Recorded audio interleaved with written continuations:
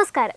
ശീതയുദ്ധകാലത്ത് American ചാരസംഘടനയായ CIA ആവിഷ്കരിച്ച ഏറ്റവും ഭീകരവും രഹസ്യാത്മകവുമായ പദ്ധതികളിൽ ഒന്നായിരുന്നു MK അൾട്ര. 1953 ആരംഭിച്ച ഈ പ്രൊജക്ട് മനുഷ്യ മനസ്സിനെ പൂർണ്ണമായും കീഴ്പ്പെടുത്തുവാനും വിചാരങ്ങളെയും പ്രവൃത്തികളെയും നിയന്ത്രിക്കുവാനും സാധിക്കുമോ എന്നറിയാനുള്ള പരീക്ഷണശാലയായിരുന്നു. ശത്രുരാജ്യങ്ങളെ ചാരന്മാരെ ചോദ്യം ചെയ്യുമ്പോൾ വിവരങ്ങൾ ചോർത്തിയെടുക്കുവാനും ആവശ്യമെങ്കിൽ അവരുടെ സ്മരണാശക്തി ഇല്ലാതാക്കി ഒരു നിയന്ത്രിക്കാൻ കഴിയുന്ന വ്യക്തിയായി സൃഷ്ടിച്ചെടുക്കുവാനുമായിരുന്നു ഇതിലൂടെ ലക്ഷ്യമിട്ടിരുന്നത്. ഈ പദ്ധതിയുടെ ഭാഗമായി മനുഷ്യരിൽ അതിക്രൂരമായ പരീക്ഷണങ്ങളാണ് അരങ്ങേറിയത്. LSD പോലുള്ള മാരകമായ ലഹരി മരുന്നുകൾ നൽകി ഹിപ്നോട്ടിസം ഉപയോഗിക്കുക, ഇലക്ട്രോഷോക്ക് തെറാപ്പി നടത്തുക, ദിവസങ്ങളോളം ഇന്ദ്രിയാനുഭവങ്ങൾ ഇല്ലാതാക്കി ഏകാന്ത തടവിൽ പാർപ്പിക്കുക തുടങ്ങിയ ഇതിൽ ഉൾപ്പെടുന്നുണ്ടായിരുന്നു. മിക്കപ്പോഴും പരീക്ഷണത്തിന് വിധേയരാകുന്നവർ ഇത് അറിയുന്നത് പോലും ഉണ്ടായിരുന്നില്ല എന്നതാണ് വസ്തുത. എന്നാൽ വർഷങ്ങൾ നീണ്ട പരിശ്രമത്തിനൊടുവിൽ ഒരാളുടെ മനസ്സിനെ പൂർണ്ണമായി റോബോട്ടിനെ പോലെ നിയന്ത്രിക്കുവാൻ കഴിയില്ലെന്ന് ബോധ്യപ്പെട്ടതോടെ 1973 ഈ പദ്ധതി ഔദ്യോഗികമായി അവസാനിപ്പിച്ചു.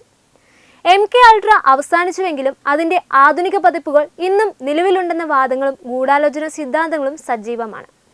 റേഡിയോ ഫ്രീക്വൻസികൾ, ഇലക്ട്രോ മാഗ്നറ്റിക് തരംഗങ്ങൾ എന്നിവ ഉപയോഗിച്ച് ജനക്കൂട്ടത്തിൽ ഭയമോ ഉത്കണ്ഠയോ ഉണ്ടാക്കുവാൻ ഭരണകൂടങ്ങൾക്ക് കഴിയുമെന്നതാണ് ചിലർ വിശ്വസിക്കുന്നത്.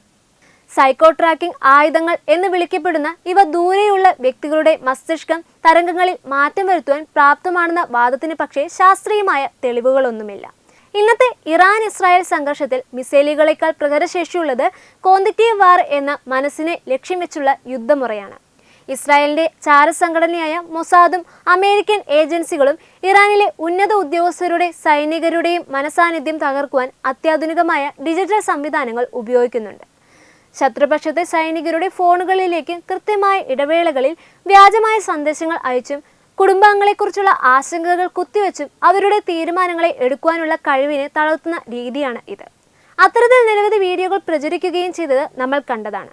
സാങ്കേതിക വിദ്യ വളർന്നതോടെ ന്യൂറോ ഇംപ്ലാന്റുകൾ ഈ ചർച്ചകളിലേക്ക് കടന്നു വന്നു.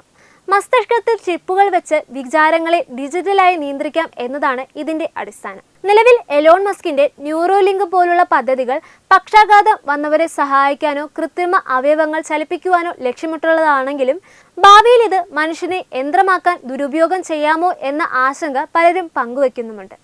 ശാസ്ത്രീയമായി പറഞ്ഞാൽ പഴയ കാലത്തെ ലഹരി മരുന്നുകളെക്കാളും ഇന്ന് മനുഷ്യ മനസ്സിനെ നിയന്ത്രിക്കുന്നത് ഡിജിറ്റൽ ആഗോള തരംഗങ്ങളാണ്.